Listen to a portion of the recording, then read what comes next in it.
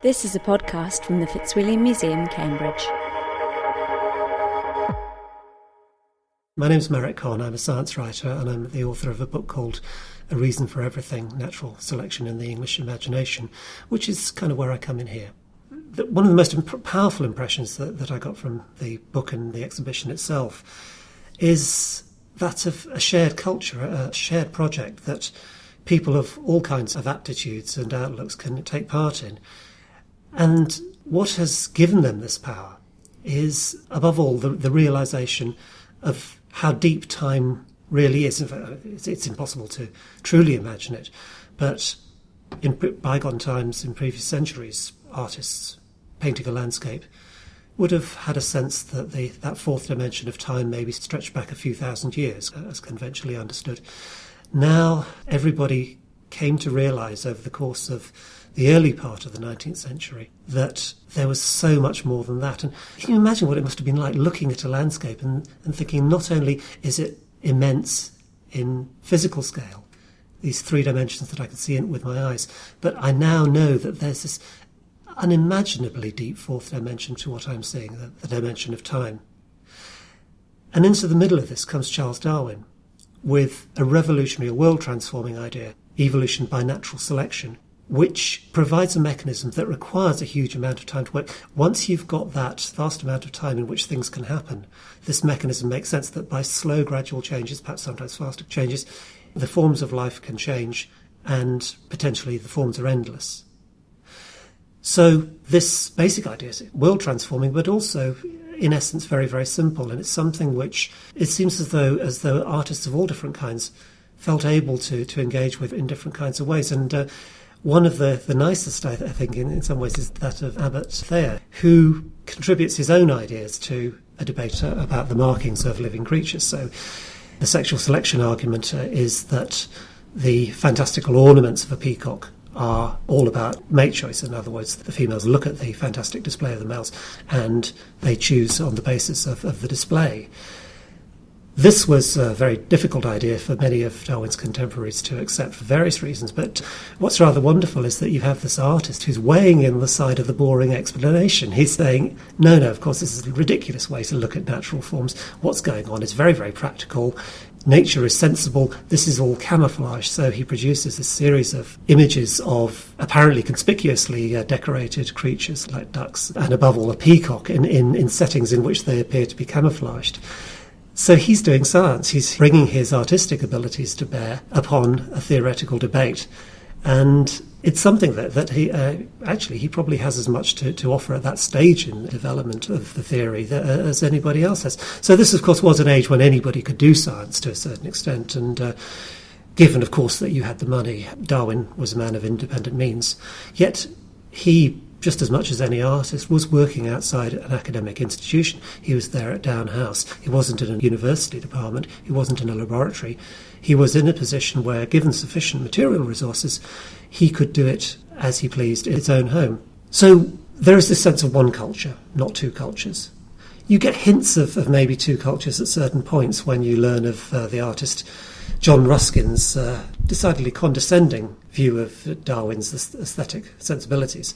Ruskin evidently felt that Darwin lacked the aesthetic sophistication or sensitivity to deal with questions of beauty, and he would benefit from somebody such as Ruskin himself with an artistic soul and an artistic education. But it wasn't the kind of polarised and professionalised situation that we're much more familiar with now. In those days, everybody could join in, even within science, of course. Nowadays, if you look at a general scientific journal such as Nature or the journal Science, most people can't understand most of what's in it. Nobody can understand all of it because science is so specialised nowadays, whereas in those days it was a lot easier.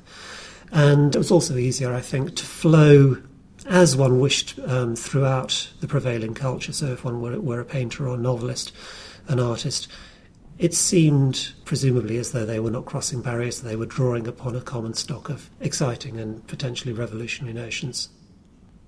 Certainly in the exhibition, one struck, after having looked at these careful, naturalistic workings out of an argument or representations of nature, diagrammatic ones, careful representations of camouflage animals depicted as realistically as possible in their natural habitats. And then when you start to look at the animals that are closer to us, either emotionally or, as it turns out, in terms of evolutionary relationship, strange things start to happen.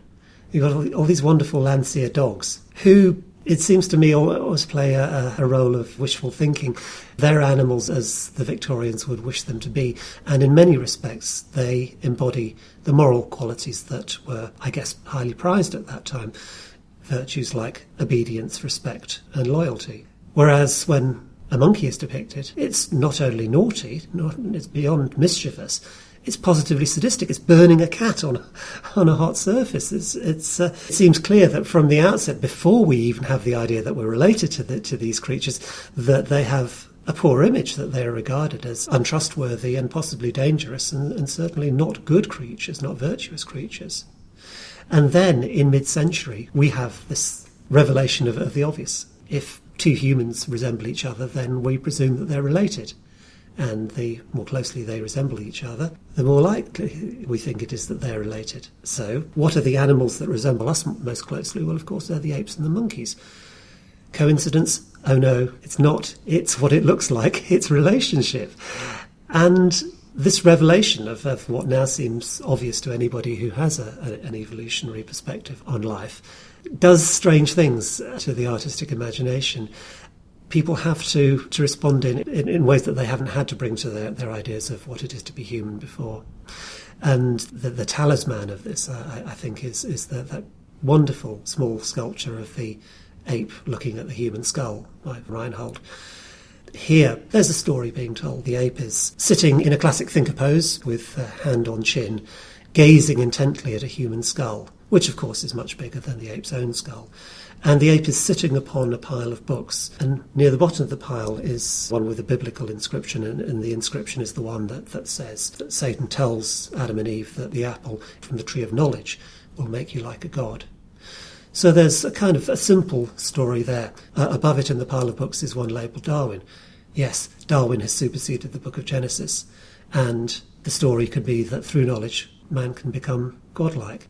But when one looks at this ape, well, actually, not only is the ape apparently capable of thinking as intently and as deeply as any human, because this isn't just an ape behaving in a human-like way, it's behaving in the way that a philosopher, a deep thinker would behave. It's staring deep in thought. And in fact, actually, it can do one or two things that evidently that humans can't. It can use a pair of dividers with its foot, which puts it one ahead of us, actually. But more seriously, the distance not only is close, but it's actually been reversed.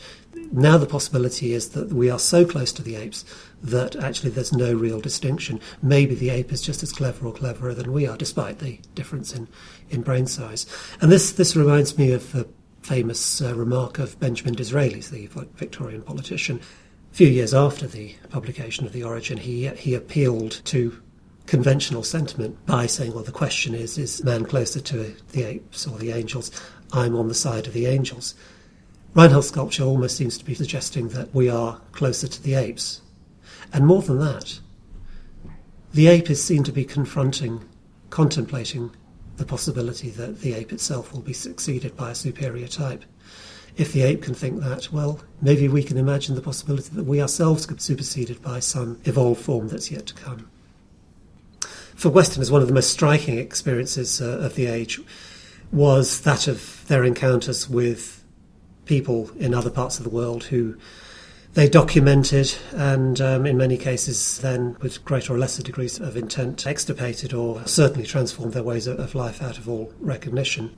It was a reminder that getting to where Europeans had got was not easy or automatic, that life was struggle and striving, and that prehistoric life, early life, must have been all struggle and striving. And you can see a stark depiction of that in the painting of the Mammoth Hunters by Griset, in which you have this huge mammoth, probably a member of the largest of all the mammoth species, tossing a hunter-gatherer away like a piece of litter and scattering the other hunters before it. However, it's understood that these are not fundamentally primitive in any kind of natural sense. It's their culture that needs to develop, their technology that needs to develop. And indeed, in the showpiece painting of the return from a Stone Age hunt, the technology has advanced immensely. And the patriarch not only looks biblical in the scene where he receives the hunters returning, but he actually is in a setting that could actually come from a biblical scene. The figures in Return from the Bear Hunt are not only unequivocally modern humans, but they are also very fine specimens. They are of classical perfection. So are the Cro-Magnons, the illustrations of the type found at the Cro-Magnon site in southern France in the later part of the 19th century. Indeed, the proportions of the Cro-Magnon skeletons do lend themselves to that kind of interpretation. These did seem to be tall, well-built people. And this, as it were, colluded with pre-existing artistic conventions. You could show people as ideal types and actually have something to base that representation on in the fossil record if you wanted. But the Cro-Magnons in the archetypal scene are a nuclear family. There's a woman with children, and above them this magnificent male specimen. And being a man, he's not looking at his kids. He's staring off into the distance, obviously vigilantly watching out for predators or any kind of threat, perhaps aware of things that the woman and children aren't. He's very, very strong. He's an ideal type. These are actually the ultimate noble savages, because, of course, they are seen as descendants of the white Europeans. In Darwin's lifetime, the only extinct form of human that was known was the Neanderthal type, which actually was identified around about the time of the appearance of the Origin of Species.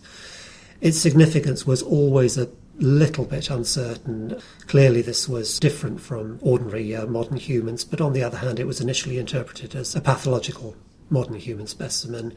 The brain size was about that of a modern human, although the shape of the skull was different and so on.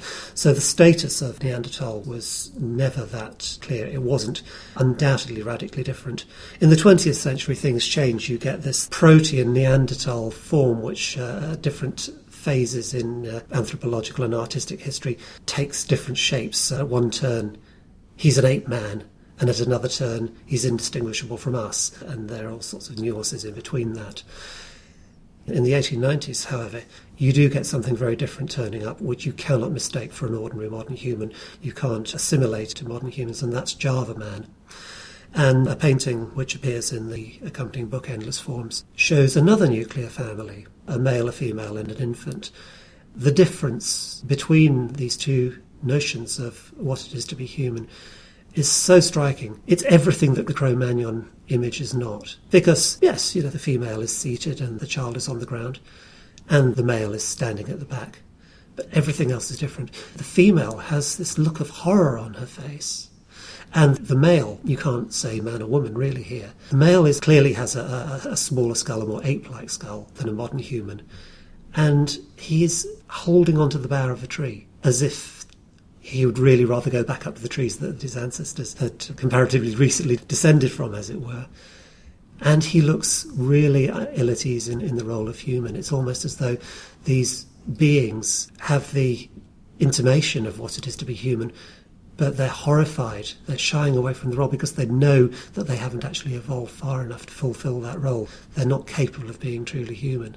And it's actually one of the most moving images of prehistory that I know. There's another image of a mother and children, and I think this is perhaps the richest, most profound in the whole exhibition. And that's George Frederick Watts's painting, which he himself called Evolution. So you have this classically monumental figure of a woman, and at her feet there's this tangle of children, tangle of babies. There's loads of them, and they're struggling with each other. They're like nestlings squabbling in a bird's nest. They are not being kind to each other, they're wrestling, they are competing for resources, and presumably they are engaged in the struggle with each other for existence. This is at the bottom, as it were, the bottom line of this painting in the figurative sense is of the struggle for existence. And what's the mother doing? She is looking in exactly the same way as Father Cro-Magnon, looking with her hand to her brow off into the distance. And the account is that this is the Earth Mother. The artist's account is the Earth Mother looking away from her children towards a troubled future.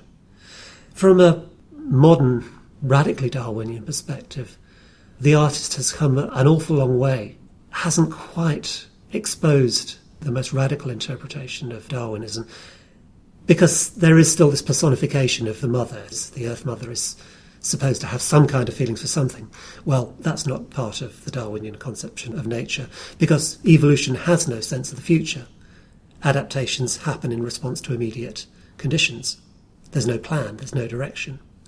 In another sense, of course, this is a completely un-Darwinian image, because in the modern understanding of Darwinism, which is all about fitness being measured in terms of the number of genes or offspring that you have and which survive themselves to reproduce, that it's all about how many grandchildren you have, the implication is that your behaviour will be adapted to get as many of those offspring into reproductive condition themselves.